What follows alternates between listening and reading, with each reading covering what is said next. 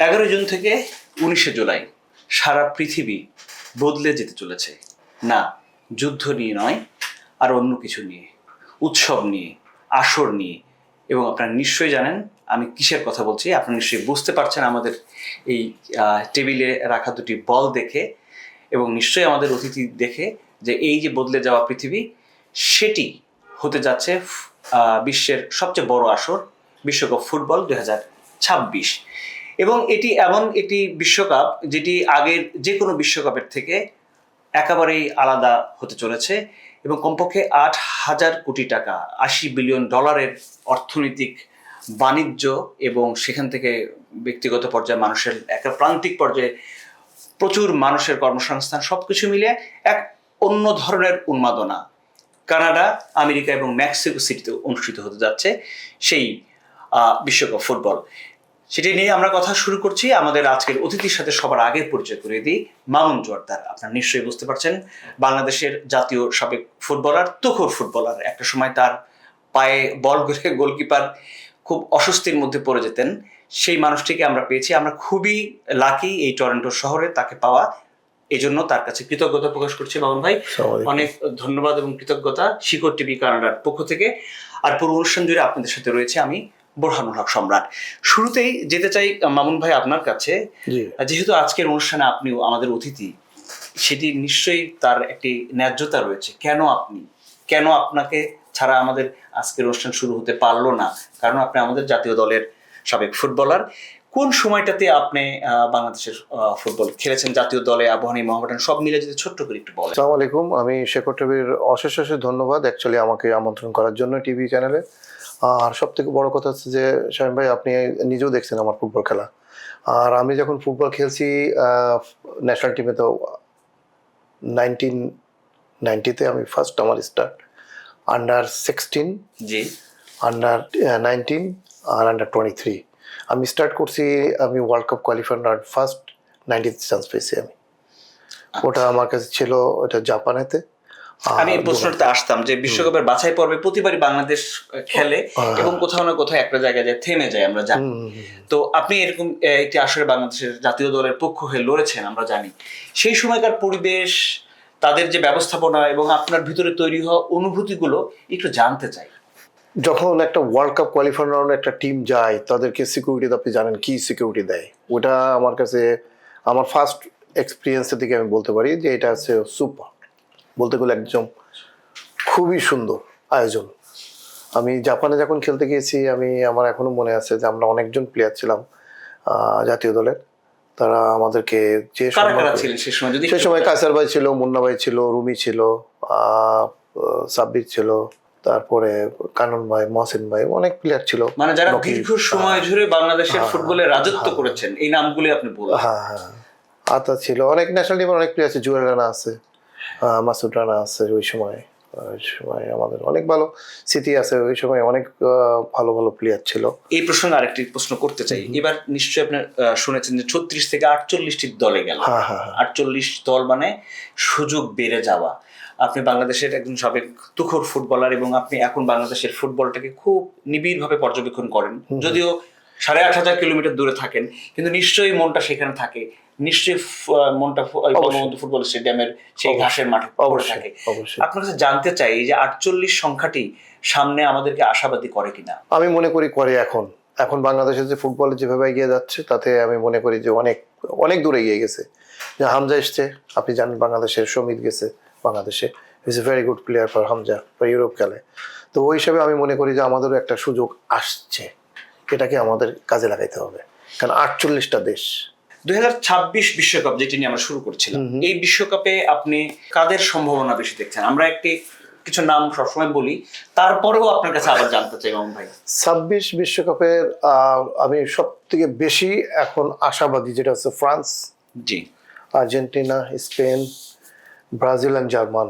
এই 5টা টিমের ভিতরে আমার একটা মনে হয় পর্তুগালকে ছেড়ে দেওয়া যাবে না। কারণ রোনালদোর একটা খিদা থাকেই, কারণ রোনালদো কোনো বিশ্বকাপ পায় নাই। এটা হয়তো ও নিয়ে দিতে পারে ওই জায়গায়। কিন্তু এই কথাও তো থাকে যে রোনালদো একা তো আর দলটাকে জিতাতে পারেন না। ফুটবল হচ্ছে 11 জনের খেলা। ফুটবল 11 জনের খেলা হলেও রোনালদো একটা আলাদা জিনিস। আমি মনে করি। কিন্তু তার এখন বয়সটাকে বিবেচনা যদি আপনি বিবেচনা করা যদি যাই, তাতে হ্যাঁ। আমি মনে করি যে গত ওয়ার্ল্ড কাপের থেকে রোনালদো এই ওয়ার্ল্ড কাপে অনেক ফিট, ইজ নট ইনজুরি। আমার আসলে পরের প্রশ্ন এটি ছিল যে মেসি এবং রোনালদো বয়সের দিক থেকে, সামর্থ্যের দিক থেকে সবকিছু মিলে তারা কতটা সুযোগ থাকবে, কিন্তু আমার কাছে এবার হার্ড অ্যান্ড শোল্ড ব্রাজিল আর ফ্রান্স, এই দুটো টিম ফাইনালে খেলতে পারে। স্পেনও ধরা যায়। সেটি স্পেন কিন্তু যেবার বিশ্বকাপে জিতলেও তখন কিন্তু অনেকে স্পেনকে হিসেবে রাখেনি। এমনকি ফ্রান্স যে বিশ্বকাপে জিতেছে সেই বিশ্বকাপেও ফ্রান্স জিনেদিন জিদান ছাড়াও যে ফ্রান্স মানে অনেক তুখর একটি দল, আমরা কিন্তু দেখেছি যে তারা সারা পৃথিবীর ফুটবলারদের মাতিয়ে তুলেছে। এটি কিন্তু বাস্তবতা। এটা সত্যি কথা। এবং এখন যে ফ্রান্সের যে টিমটা আছে, হার্ড অ্যান্ড শোল্ড ফর দ্য ফ্রান্সের টিমে এমবাপ্পে ইজ ভেরি চ্যালেঞ্জিং। এবার ওয়ার্ল্ড কাপ নিতে চাইছে, কারণ রোনালদো আর মেসি ওদের লাস্ট ওয়ার্ল্ড কাপ, ওরাও একটু চাপে যে একটু ওয়ার্ল্ড কাপটা নিতে। আমার কাছে সবচেয়ে বড় কথা হচ্ছে যে মেসির স্বাদ মিটে গেছে, মেসি অলরেডি ওয়ার্ল্ড কাপ পেয়ে গেছে, কিন্তু ব্রাজিল, ফ্রান্স, স্পেন, পর্তুগালের কথা আপনি বলছেন, সেটি যে মেসি রোনালদোর পরবর্তী যদি যুগ আমি ধরি যে মেসি, এটাও মাইনাস করেন না যে জার্মানও কিন্তু ছেড়ে দেবে না এবার। জার্মানি অনেক ভালো ভালো প্লেয়ার আছে, সব ইয়াং প্লেয়ার। এই যে প্রসঙ্গ যেহেতু আপনি তুললেন, আমি আসলে নিজে জার্মানির সাপোর্টার, কিন্তু জার্মানির খেলার যে ধরন আমরা সবসময় দেখেছি, বিশেষ করে জার্মানের, আমি যে ওয়ার্ল্ড কাপের কিন্তু হার্ড অ্যান্ড শোল্ডার জার্মানের সাপোর্টার। ও আচ্ছা, আমরা তো দুইজনই জার্মানির সাপোর্টার হয়ে গেলাম, তাহলে তো নিরপেক্ষ বিশ্লেষণ মুশকিল। কিন্তু জার্মানির খেলার যে ধরন সারা পৃথিবী ব্যাপী, সেটি কি বদলাচ্ছে আপনার মনে হয়? টোটাল ফুটবল খেলে, মডার্ন ফুটবল খেলে জার্মান। হ্যাঁ, জার্মান অলওয়েজ মডার্ন ফুটবল। আমার কোচ ছিল, আমি আমার নিজের দিকে ব্যক্তিগতভাবে বলি, আমার কোচ ছিল Otto Pfister for the Bangladesh. Exactly. আমরা ফার্স্টে মায়ানমারের কাছে হেরে যাওয়ার পরে মায়ানমারকে চ্যাম্পিয়ন করে আনছিলাম। জি জি। ওই বাংলাদেশের 4 জাতি টুর্নামেন্টের one of the best football হয়েছে বাংলাদেশের ফার্স্ট আন্তর্জাতিক টুর্নামেন্টের। আমরা কিন্তু ট্রফি নিয়ে গেছিলাম বাংলাদেশে, সেই প্রতিনিধি কিন্তু আমি ছিলাম। আচ্ছা, আমি যদি বলি যে এই যে মেসি রোনালদো পরবর্তী যে যুগ, সেই যুগে এমবাপ্পের কথা তো আপনি অলরেডি বলেছেন, আর কাদের দিকে নেইমার আছে, আপনার আছে নামিন আছে স্পেনের থেকে, যে ও ভালো খেলতে পারে। তরুণ খেলোয়াড়দের কথা অনেকে বলছে যে সেক্ষেত্রে আমরা মানে এবার কি কোনো ডার্ক হর্স মনে হয়? একটা সময় নাইজেরিয়ার কথা মনে পড়ে। যে দেখেন, আমাদের মেনলি আপনার আলোচনা যখন করছেন, আলোচনা বলি, আমাদের সুযোগ যখন থাকবে, আপনি এশিয়ার টিমগুলো কিন্তু বাদ দেওয়া যাবে না। আপনি মনে করেন না যে এশিয়া টিমেও আমাদের সাউথ কোরিয়া কিন্তু বাদ দেওয়া যায় না, আফ্রিকান থেকে আপনাদের থেকে মরক্কো আছে, এদেরও বাদ দেওয়া যাবে না। এরাও ডগহার্ট প্লেয়ার, এগুলো সব করে মানে অঘটন যে কোনো টিমের অঘটন করতে পারে। আর্জেন্টিনা হেরে গেছে আপনি ফার্স্ট গেম কার সাথে? সৌদি আরবের সাথে, লাস্ট ওয়ার্ল্ড কাপ কভার করে ফেলছে তারা। তো এটাও হইতে পারে, অঘটন হইতে পারে। 46টি দলের 104টি ম্যাচ, যে কোনো টিমে একটা অঘটন। ফলে অঘটনের মধ্যে এইটি আরেকটা জানতে চাই যে 48টি দলের কথা বললাম, এই যে বিশ্বকাপের যে ফরম্যাটটা চেঞ্জ হলো, এতে কি ধরেন আগে যাদেরকে আমরা কনফার্ম ধরে রাখতাম, এই যে 48 দল, এতে আপনি এটার সাথে যদি যোগ করেন অঘটন, ঘটন, পটিয়সী বিভিন্ন দলের মানে সম্ভাবনা, সেক্ষেত্রে কি বিশ্বকাপের আগের যে কোনো টুর্নামেন্টের যে কোনো স্ট্রাকচার তো এখন বর্তমানে যে প্লেয়ার গুলো না, সবাই কিন্তু ইউরোপে খেলে। আপনি খেয়াল করে দেখবেন, ইংল্যান্ড টিমের আপনি ফেলে দিবেন না, কিন্তু England is a very good team. England is a very fighter game.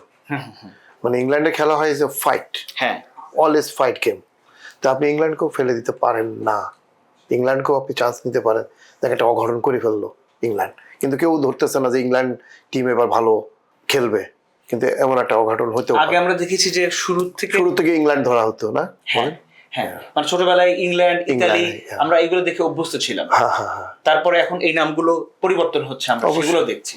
তো এইটিতে শুধু আসলে খেলা নয়, একটি বিশাল বিগ বাণিজ্যিক ইভেন্ট, যেটি আমি শুরুতে বলছিলাম যে প্রায় $8,000 কোটি ইনভলভমেন্ট। আপনি টরন্টোতে থাকছেন, এবার টরন্টোতে খেলা হচ্ছে, ভ্যানকুভারে খেলা হবে, সব মিলিয়ে পরিবর্তনগুলো কি দেখছেন? মানে এই যে আর্থিক ব্যবস্থাপনার যে জায়গা একটু ভালো হওয়ার চান্স, পর্যবেক্ষণ আসছে, প্রচুর পর্যটন আসতেছে, খেলা দেখতে আসতেছে। এটা তো একটা মানে সারা ওয়ার্ল্ডের লোকগুলো এখানে আসবে খেলা দেখতে। যাদের মানে সোজা কথা, খেলা হচ্ছে মেক্সিকোতে খেলা হবে, আমেরিকাতে খেলা হবে, কানাডাতে। তারা তো ভিজিটাররাও, যারা ট্যুরিস্ট, তারাও তো চিন্তা করবে যে একটু আমেরিকা থেকে ঘুরে যায়, কানাডা থেকে ঘুরে যায়, মেক্সিকো থেকে ঘুরে যায়। এরকম ট্যুরিস্টের বিজনেস তো এরকমই ভাবে পাঠাতে চলে। আমি এই সুযোগে একটু জানতে চাই যে শুধু আপনি নন, টরন্টো বা কানাডাতে কিন্তু আমাদের সাবেক জাতীয় ফুটবলার অবশ্যই অনেকেই আছে, আছেন, অবশ্যই আছে। এবং এবার আরো এই খেলা দেখতে অনেকে আসছেন। তো কারা আসছেন, কাদের সাথে যোগাযোগ হচ্ছে, এইটা একটু ইনফরমাল সাথে- আলাপ হলেও জানতে চাই। আমার সাথে আসলে 3টা প্লেয়ারের সাথে আলোচনায় বলি আমি। আমার সাথে নকিবের সাথে কথা হয়েছে, মডার্ন টিমের একসময় জাতীয় দলের তুখোড় স্ট্রাইক। জি জি জি, রকিব। তারপরে আতা ডিফেন্ডার বাংলাদেশের ন্যাশনাল টিমের, আর স্বপন, ওরা আসবে এখানে যারা থাকেন আমাদের সাথে মিট করবে। আমরা ওয়েলকাম, তারা আসতেছে, আমরা খুবই খুশি। এটা তো বুঝে নিতে ফুটবল, একসাথে ফুটবল খেলছি, আমি মনে করি যে একসাথে খেলাও দেখতে পাবো। বাহ। আমার টিকিট আছে, আমি খেলা দেখতে যাচ্ছি। আর এখানে যারা থাকেন, এখানে কারা কারা থাকেন আমাদের জাতীয় এখানে আছে দলের? মিজান আছে, রুমি আছে, আয়াজ ভাই আছে, জিয়া বাবু আছে, মহসিন ভাই ছিল একসময়, আপনি জানেন বাংলাদেশের ন্যাশনাল টিমে। তারপরে আমি আছি, এরকম অনেক প্লেয়ারই আছে যারা এখন আমি হয়তো অনেক প্লেয়ার চিনবো না, আচ্ছা। যেগুলো আমার কাছে রকিব আছে। তো যেটি বলছিলাম যে এবারের বিশ্বকাপে ধর আলোচনায় নেই এরকম দল বা এরকম ফুটবলার, নিশ্চয়ই আপনারা যারা মানে প্রফেশনাল ফুটবলার তাদের আলোচনায় তো সেই নামগুলো থাকে। কারা এরকম হতে পারে যারা খুব একটা আলোচনায় নেই কিন্তু দেখা গেল অঘটন ঘটায় দিল বা তারা তারকা হয়ে উঠবে? এমন হতে পারে নেমেন একটা প্লেয়ার, মানে আমার কাছে মনে হচ্ছে ইয়াং প্লেয়ারের ভিতরে ওর নামটাই আসে, ও ভালো খেলতেছে। যখন আপনার নিজেরা ফুটবলার ছিলেন, জি জি জি, তখন তো দেখেছিনি, যখন খেলাটা ছেড়ে দিয়েছেন, পেশাগত কাজে অন্য কোনো কিছুর মধ্যে জড়িত হয়েছেন বা দূর থেকে দেখেছেন বা ছোটবেলা থেকে দেখেছেন যে ফুটবল মানে, ফুটবল বিশ্বকাপ মানে আর্জেন্টিনা ব্রাজিল। হ্যাঁ হ্যাঁ, এটা ঠিক। আমার বাসায় আমি বলি, হ্যাঁ, একদম মানে গল্পের মতো বললে বুঝবেন না, আমি কিন্তু জার্মানের সাপোর্টার। আমার ওয়াইফ হচ্ছে ব্রাজিল, আমার ছেলে হচ্ছে আর্জেন্টিনা, মেয়ে হচ্ছে ব্রাজিল, আচ্ছা। মা ব্রাজিল। বহু পরিবারে কিন্তু গল্পটা হ্যাঁ এরকম, আর আমি জার্মান। তো একটা পরিবারে যদি 4টা দল হয় তাহলে এই 39টা দিন 11 জুন থেকে 19 জুলাই, এটি কিন্তু নানান তর্ক বিতর্ক হবেই। উৎসবের মধ্যেও কি কি মনে হয়? একবার আমার খেয়াল আছে, খুবই একটা মজার একটা ইন্টারেস্টিং আমি কথা বলি, আমি জার্মান ভার্সেস ব্রাজিলের খেলা হচ্ছে, আপনি মনে হয় খেয়াল আছে কিনা জানি না, যে 7 গোল খাইছিল। হ্যাঁ হ্যাঁ খেয়াল আছে? হ্যাঁ হ্যাঁ, কেন থাকবে না। ওই 7 গোলের ভিতরে আমার বাসায় হ্যাঁ আপনি রঙ্গতর হয়ে গেছে, মানে ওর তো 2 মিনিট 3 মিনিট পর গোল হচ্ছে। হ্যাঁ, এটা কি দেখতেছি, আপনার খেয়াল আছে? 3 মিনিটে 5 মিনিটে কিন্তু গোল হয়ে গেল। বাসায় কান্নাকাটি চলতেছে, ভাত খাওয়া নাই, এ নাই ও নাই। আবার মনে করেন তো আলোচনা বিষয় এটা আছে, আমরা মনে করেন যে জার্সি পরছি, আর্জেন্টিনা জার্সি, আমরা ইয়ে করছি, মনে করেন যে জিতছে, ব্রাজিল হেরে গেছে, জার্মানের জার্সি পরা আছে কেউ, মানে এরকম বাসার ভিতরে। এবং গেলে হলেই। আপনি যদি বাংলাদেশের দিকে তাকান, বাংলাদেশের চেহারাটা যে পাল্টে যাওয়া, বাংলাদেশ এই পতাকা, ব্রাজিল এবং আর্জেন্টিনা, যদি এটা নিয়ে একটু বলবেন, আপনার আরো তো নিশ্চয়ই। আমার মনে হয় আমার দেখা মতে, আমি তো বেশ কিছু দেশ ঘুরছি সব মোটামুটি ভাবে, তারপর ফেসবুকেও দেখি, আমার মনে হয় বাংলাদেশে সব থেকে মানে বেশি হচ্ছে আলোড়ন হয় ব্রাজিল আর্জেন্টিনা। এবং ম্যারাডোনার যদি উনি নেই, উনি কিন্তু নিজে জেনে গিয়েছিলেন যে বাংলাদেশ নামে একটি দল দেশ আছে যারা তার জন্য এরকম পাগল। ব্রাজিল, আর্জেন্টিনা, জার্মান, জি, ক্রমে কিন্তু এখন মানুষ বাড়তেছে, আপনি অনেক কিন্তু সাপোর্ট আসছে। যেরকম এখন বাংলাদেশে দেখবেন ইটালি আছে, এখন ইটালি কিন্তু ওয়ার্ল্ড কাপে নাই, ফ্রান্সের কিন্তু আছে, কিন্তু সবথেকে বড় কথা অনেক ধাক্কা খেয়েছে, কিন্তু এবার ইটালি আসে নাই ওয়ার্ল্ড কাপে। খেয়াল করছেন তো আপনারা? তো এটা একটা ধাক্কা না? আমরা সবসময় কিন্তু দেখতাম যে ইটালি সাপোর্টার আছে, যারা ইয়ের সাপোর্টার আছে, কিন্তু ওই টিমটা নাই এবার। আপনার গায়ে যে জার্সিটি আমরা দেখতে পাচ্ছি, কানাডার, এটা কানাডা। আমি সাপোর্ট করি এখন। সবথেকে বড় কথা হচ্ছে যে আমি ক্যানাডিয়ান বাংলাদেশি, তো আমাকে প্রথমে ক্যানাডিয়ানকে সাপোর্ট করতে হবে, ক্যানাডিয়ান, কারণ ফার্স্ট হচ্ছে আমি ক্যানাডাতে, আর সেকেন্ড হচ্ছে বাংলাদেশ আমার বর্ন। তা আমি সাপোর্ট করব আমাদের ফার্স্ট ক্যানাডিয়ান জার্সি, এই জন্যই পরে আসছি। হ্যাঁ, এটাই হচ্ছে আমার ক্যানাডিয়ান সাপোর্ট। আমার আজকে সুযোগ হয়েছিল, আমি বিএমও স্টেডিয়ামের পাশ দিয়ে এসেছি, আমি দেখলাম সেখানে সাজ রব এবং সেখানে খেলা হবে কানাডা এবং বসনিয়া হার্জেগোভিনার। আপনি এই খেলাটি সম্পর্কে যদি, প্রথম খেলাটি সম্পর্কে যদি, আমি প্রথম খেলাটা যে কানাডা যে খেলাটা হবে, এটা খুব হাড্ডাহাড্ডি লড়াই হবে কিন্তু, কারণ বসনিয়াও কাউকে বলবে না যে আমি ছেড়ে দিব। আর সব থেকে লোকাল, সবসময় মনে করবো যে লোকালের অ্যাডভান্টেজ সবথেকে বেশি থাকে।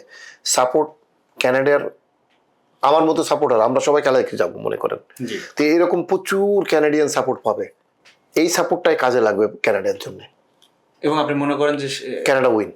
আপনার সাপোর্টার হিসেবে সেই প্রত্যাশা তো। আমার অবশ্যই আসবে, আমার অবশ্যই লাগবে। কিন্তু মামুন ভাই, আমি শেষ করব অনুষ্ঠান একটি মানে দুঃখের খবর দিয়ে, যে বাংলাদেশে যে উন্মাদনার কথা আমরা জানি, আপনি জানেন যে গতকাল রাত্রে এই ঘটনাটি ঘটেছে, যে ব্রাজিলের একজন সমর্থক মানিকগঞ্জে তিনি তার এই ব্রাজিলের পতাকাটি টানাতে যে বিদ্যুৎ স্পৃষ্ট হয়ে মারা গেছে। ফয়সাল নামে তুখোর একটা তরুণ একটা ছেলে, আমি তার ছবি দেখে আমার খুব মায়া লাগলো। আপনি কি একটু বলবেন জাতীয় দলের সাবেক ফুটবলার হিসেবে, যে এই ফুটবলটা তো শুধু খেলাটা, হ্যাঁ, সবাইকে একটু সতর্ক থাকতে হবে। আসলে সবাইকে আসলে খেলার জায়গায় আছে, সাপোর্টার অবশ্যই সাপোর্টার আছে বাংলাদেশে। এরকম মানে আবাহনী মডার্ন যখন ফুটবল খেলা হতো, সাপোর্টার তো ছিল। যখন আমরা খেলতে যেতাম আবাহনীর থেকে, হাজার হাজার এলিফ্যান্ট রোডে মনে হয় যে পতাকা পতাকা পতাকা এত।